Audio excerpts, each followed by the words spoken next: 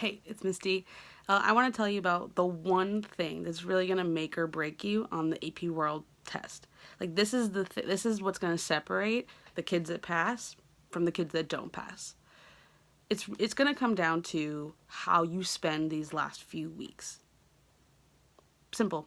Like you have not that long left before the test, and it's this whole thing, your whole year, everything you've put into this, whether you've tried super hard or you feel like you could have done better, it's all going to come down to these last few weeks, because ultimately there's a ton of stuff that you have to know for the test. And so even if you've read every single chapter, which you probably didn't, there's still like a lot to review, right? Like it's human history. So, and even if you use the key concepts and watch the videos that I broke down for you, like you still are going to have to go back in and learn things and relearn things and review them. There's a lot of stuff. Plus, you have to be able to write the DBQ, the SAQ, the LEQ, and the multiple choice. Like there's 4 different parts of the test that you have to know how to do. So when you really think about it, you have the content, you have the skills. And like how you spend these last few weeks are going to determine how you do on both of those things. Do you know the details? Do you know the evidence? Do you have enough key terms in your head? And ultimately, it's like there's not enough time to go back and read it all. Like you can't just like go study all of it and be like, "Oh, that's enough. I did it all." Like that's not going to happen. There's not enough time for that. So, and then the alternative is that maybe you're thinking like, I'll just, it'll just work out for me. I'm really good at guessing. Like sometimes things just happen.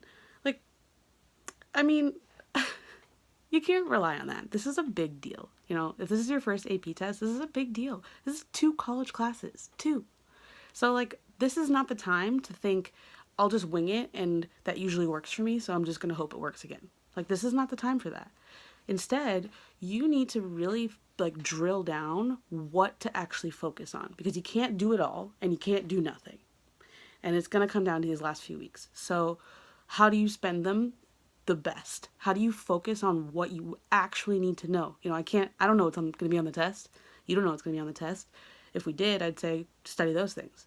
But, the best thing that you can do is to really focus on what you don't know, on the things that you're not comfortable with, on the rubric points that you've never earned, on the concepts that you're like, I couldn't explain that. Like, that's what you need to focus on. And in order to get to that point, we're not that far away from the test. And so you've got to have a system down that's going to help you figure out what you need to focus on. So, I've figured out a way to kind of help you through that process. And part of that is this high-level studying course that I've created. So if you scroll down, I have a really cool offer for you, a deal.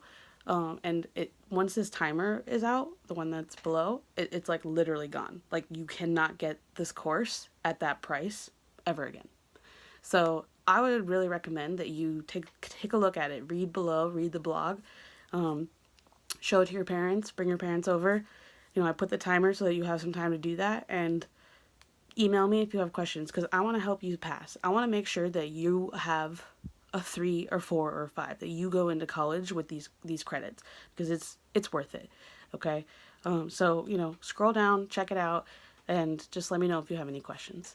But good luck with the study.